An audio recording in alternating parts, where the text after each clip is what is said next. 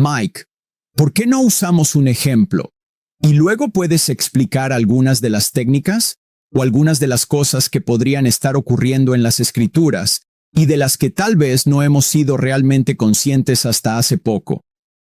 Y bueno, al principio de este programa leí una cita del Dr. Bart Ehrman sobre cómo, por ejemplo, los diferentes relatos de los evangelios hablan de la resurrección y ¿quién llegó primero al sepulcro y cuántas mujeres había y estaban Pedro y Juan allí o solo Pedro? Así que habla sobre esas diferencias y cómo podríamos pensar en ellas según tu libro, Jesús contradicho.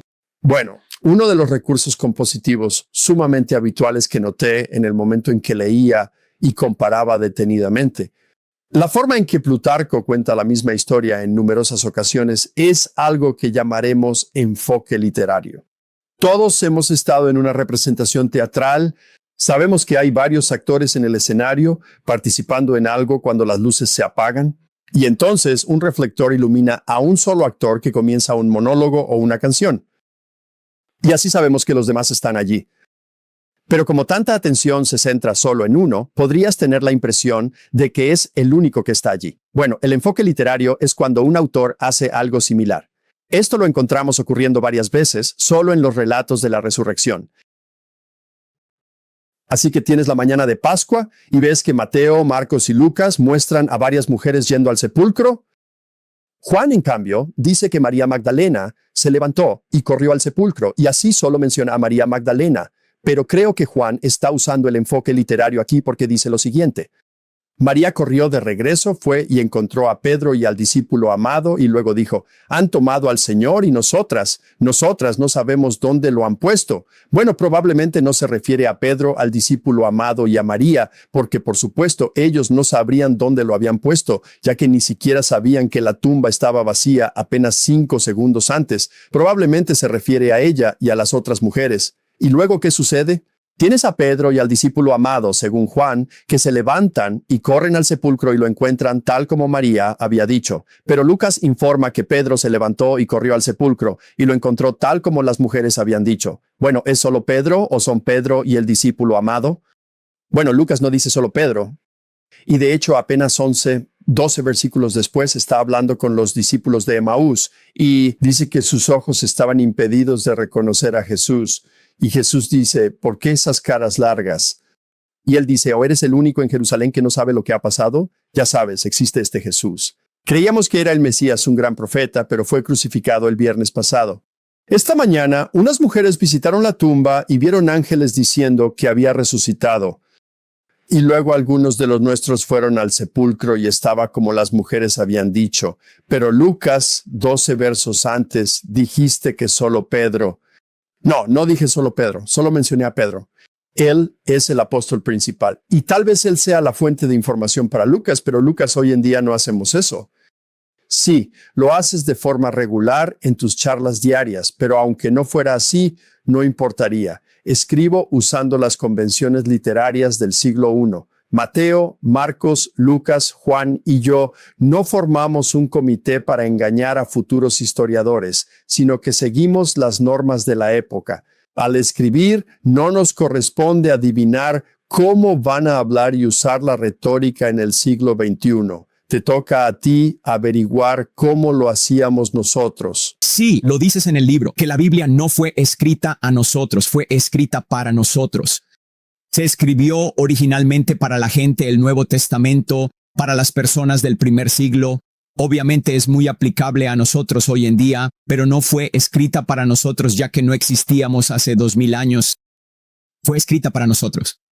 Y los estándares del primer siglo, en términos de biografía, son diferentes a los estándares de hoy. Y eso es lo que estás señalando, aunque estás diciendo que el enfoque selectivo ocurre incluso a veces hoy en día.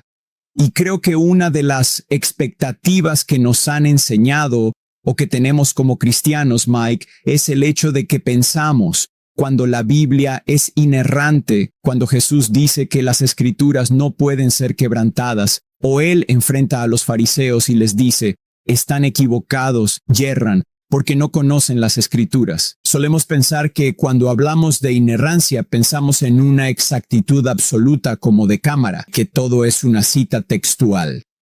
Como si hubiera un taquígrafo allí, escribiendo exactamente lo que Jesús dijo en cada momento.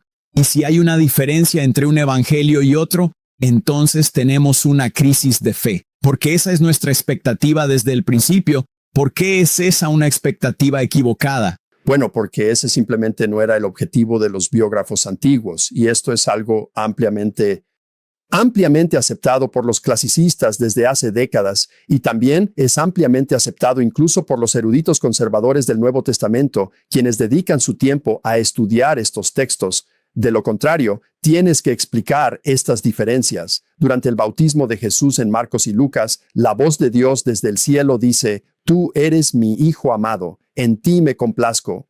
Dios está dirigiéndose directamente a Jesús, pero en Mateo cambia a quién le está hablando Dios.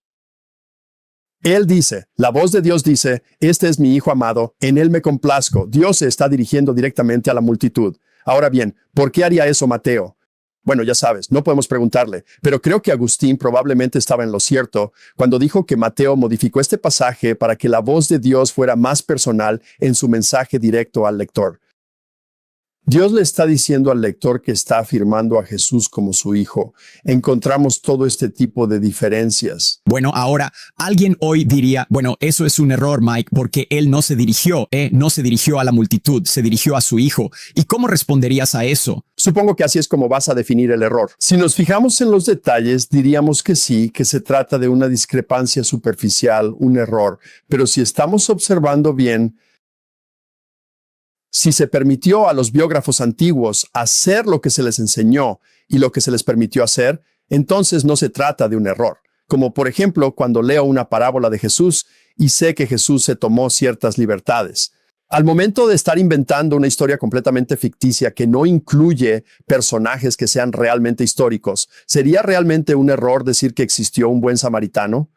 No, entiendo el género al que se refiere. Entonces, creo que el problema con aquellos que dirían, bueno, ahí tenemos un error, están leyendo biografías antiguas como si fueran biografías modernas. Es como, está bien, las aves pueden volar. Un pingüino es un ave, pero no puede volar, pero sigue siendo un ave.